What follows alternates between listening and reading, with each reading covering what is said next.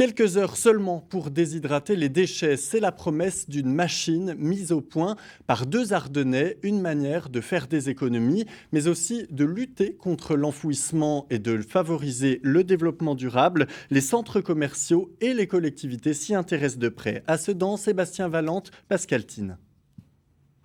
Un dispositif innovant et une machine révolutionnaire. Un compostage accéléré d'une vingtaine d'heures, capable de diviser par 10 le poids des déchets organiques par déshydratation. Tout ce qui est la matière organique qui rentre à l'intérieur, on va retirer l'eau qui s'y trouve pour avoir une matière sèche. Voilà. Donc ça va réduire la totalité de ce qu'il y a à l'intérieur. Un procédé en 3 phases. Un chauffage à 80 degrés avant broyage puis refroidissement pour récupérer le fameux substrat. Donc on se retrouve avec une poudre, tout simplement, comme de la terre, un amarre de café, comme on appelle ça. Mais voilà. Et ça, c'est un substrat, donc c'est un engrais hyper biologique.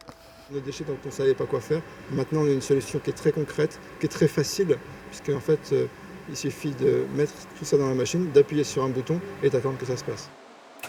Différents gabarits pour chaque machine, des contenances allant de 2 kg à 1 tonne 300. Dans cet hypermarché, une machine pour 300 kg de matière organique qui permettra d'alléger le coût total de traitement des déchets, estimé à 70 000 € par an. Achetée 93 000 €, elle permettra d'économiser entre 25 et 30 000 € chaque année. On gère à peu près entre 250 et 300 kg de déchets par jour avec cette machine, ce qui avant partait à la poubelle. C'est vite rentabilisé parce qu'il y a moins de rotation d'ébène, il y a moins de tri qui est fait par une autre personne que nous et qui derrière n'est pas du tout revalorisé, alors que là on revalorise le déchet. Une révolution en matière de tri des déchets qui intéresse déjà fortement nombre de centres commerciaux mais aussi collectivités, pour les cantines scolaires ou les EHPAD notamment.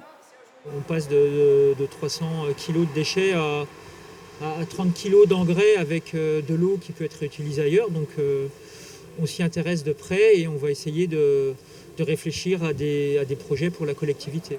Le substrat obtenu, engrais 100% naturel, devrait lui intéresser le monde de l'agriculture comme substitut aux produits chimiques existants, un cercle vertueux ou comment allier écologie et économie.